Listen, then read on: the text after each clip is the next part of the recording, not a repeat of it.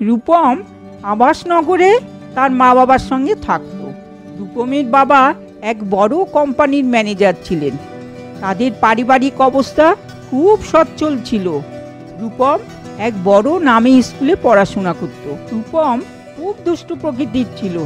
বাবা অফিসে যাওয়ার পর তার মার একার পক্ষে রূপমকে সব সময় দেখে রাখা সম্ভব হতো না। তাই রূপমকে স্কুলে নিয়ে যাওয়া আসা এবং সব সময় দেখে শুনে রাখার জন্য রাঘব কাকাকে কাজে রেখেছিলেন। আচ্ছা রাঘব কাকা, আমাদের রূপম যা দুষ্টু, ওকে সামাল দিতে তুমি একটু হিমশিম খাও, তাই তো? দেখো না, ওর মা ওকে লাই দিয়ে মাথায় তুলেছে, তাই ওর মাও ওকে এখন আর সামলাতে পারে না, তাই তোমাকে রাখা।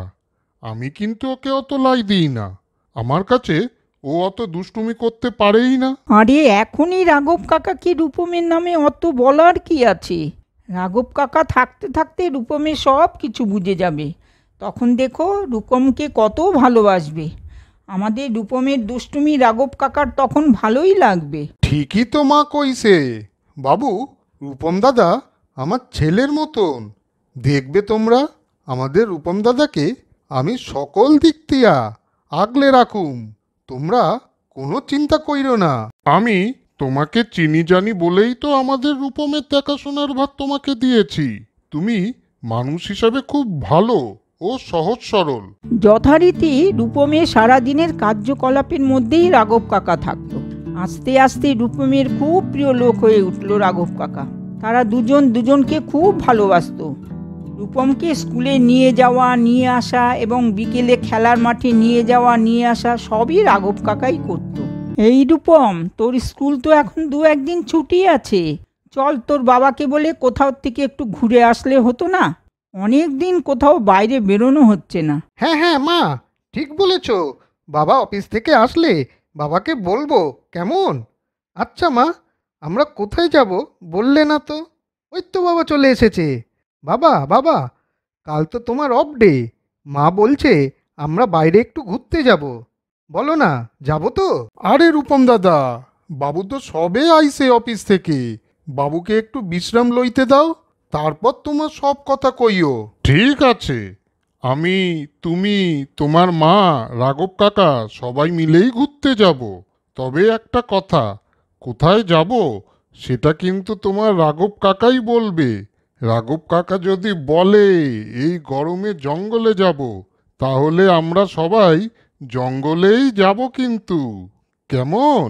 রাঘব কাকা, রাঘব কাকা, তোমার একটা পছন্দের জায়গা বলো না, খুব মজা হবে, আমরা সেখানেই যাব। আমি কমু? ঠিক আছে, সবাই মিলে চলো চিড়িয়াখানায় যাওয়া যাক। চিড়িয়াখানায় শুনছি অনেক পশু পাখি আছে, আমি কোনো দিন যাই নাই ওইখানে। কি বলছো রাঘব কাকা?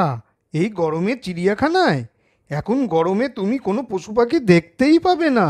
এই গরমে কেউ বেরোবেই না তাদের আস্তানার থেকে। ঠিক আছে রাঘব কাকা, তোমার পছন্দের জায়গায় যাওয়া যাবে।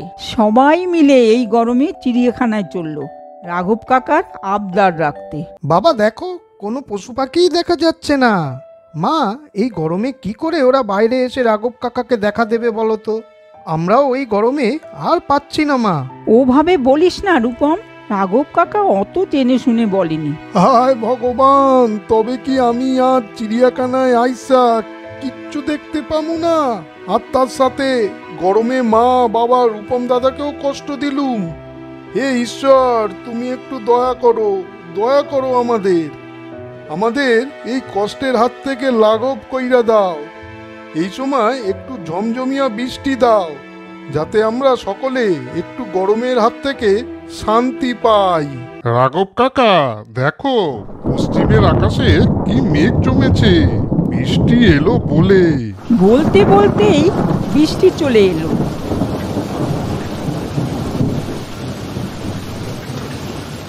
কিছুক্ষণ বৃষ্টিটা হয়ে যাক, দেখবে পশু পাখিরাও সব বাইরে বেরিয়ে আসবে। ওই দেখো, ওই দেখো, হাতি, জিরাফ, হরিণ সব বাইরে এসেছে। রাঘব কাকা দেখে নাও, দেখে নাও। রাঘব কাকা দেখো দেখো, মজা করো, সব পশু পাখিরা বাইরে এসেছে। রাঘব কাকা খুব আনন্দ করে পশু পাখিগুলোকে দেখতে লাগলো।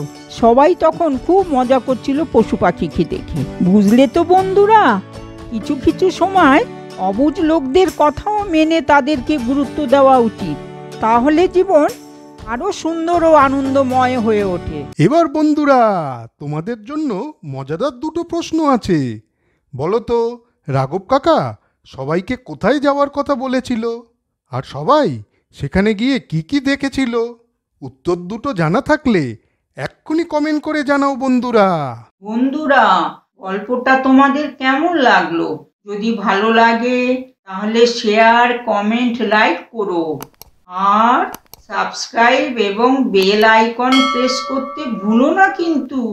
আজ চলি বন্ধুরা, পরে আবার দেখা হবে। তোমরা ভালো মতন থেকো কিন্তু।